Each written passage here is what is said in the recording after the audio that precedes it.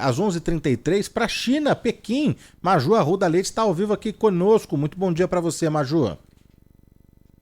Oi, Danilo, Sabino, um bom dia para Bom vocês aí no dia. Brasil, bom dia para todo mundo ligado aqui na Rádio Bandeirantes. E uma informação que mais uma vez é destaque da mídia internacional e também aqui da mídia estatal chinesa, foi um documento divulgado pela Casa Branca, no site oficial da Casa Branca dos Estados Unidos. É um documento que detalha as principais ações do governo de Donald Trump, ações da área econômica em relação ao tarifaço.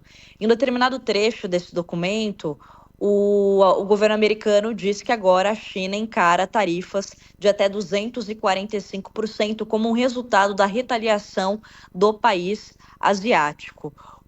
Só que o que não está explicando ao certo esse documento, não tem muito detalhes, é de como o governo americano chegou a esse cálculo dessa taxa que vai ser aplicada sobre os produtos chineses e também a partir de quando essa taxa será aplicada.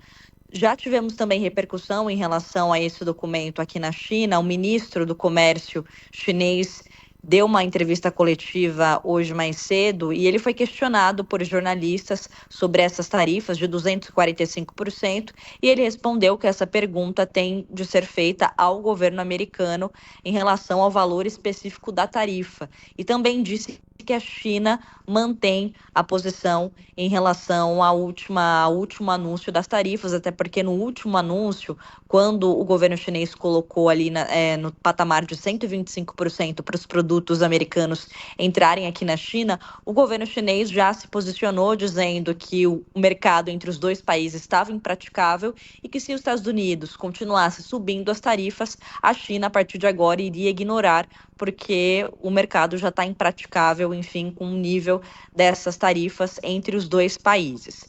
Um outro anúncio que também repercutiu por aqui foi o crescimento da China no primeiro trimestre de 2025, então entre janeiro e março, cresceu mais do que esperado a economia chinesa, o PIB subiu 5,4% na comparação com o mesmo período do ano passado.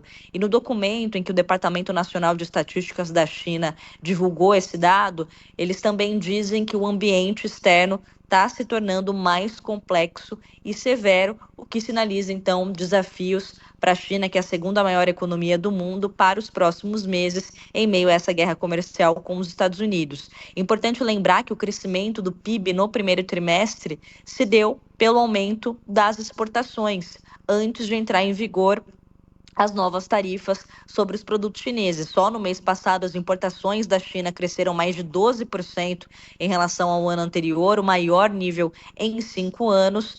E lembrando também que os exportadores começaram a enviar remessas em março para não serem pegos, então, com essa nova tarifa que começaria a partir do mês de abril. Quem também se posicionou foi o porta-voz do Departamento Nacional de Estatísticas em uma entrevista coletiva, respondendo aos questionamentos dos repórteres locais aqui de Pequim. Ele disse que no curto prazo essas tarifas vão pressionar a economia da China, mas não vão prejudicar a economia chinesa a longo prazo. E a China tem como uma meta a previsão do PIB para 2025 ali um crescimento de 5%.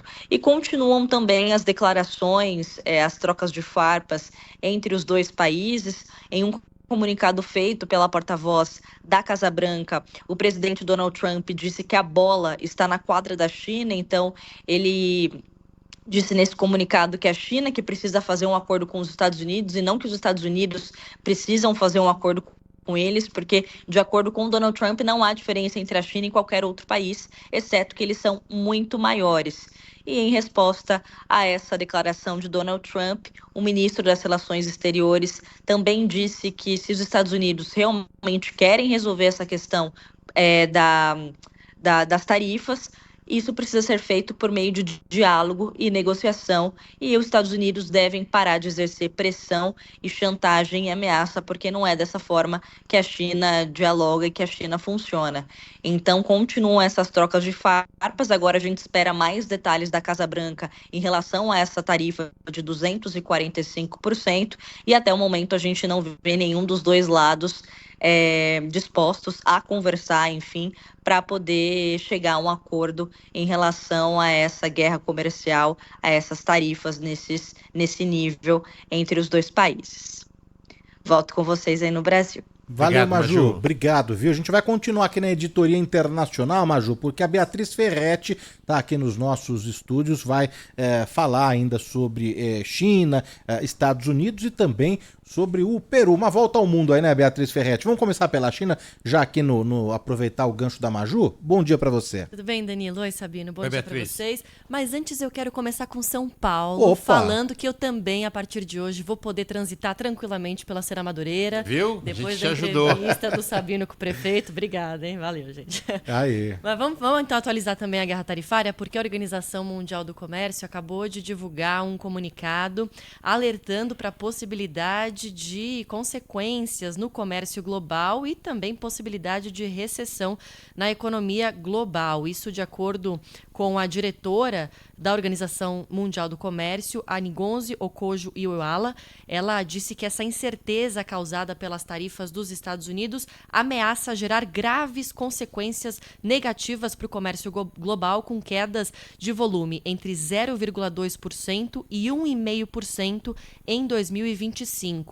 A diretora-geral diz que está profundamente preocupada com essa incerteza em torno da política comercial, particularmente com o impasse entre os Estados Unidos e a China, as duas maiores economias do mundo. E ela ainda chama atenção para a possibilidade de que a China aumente as exportações para a América do Sul, em especial para o Brasil, diante dessa guerra tarifária com os Estados Unidos. A previsão é que, com o mercado americano fechado, a China desvie parte de sua produção para outras regiões, e a estimativa é de que o volume de vendas chinesas para a América do Sul aumente em 9%, como consequência, então, desse conflito tarifário.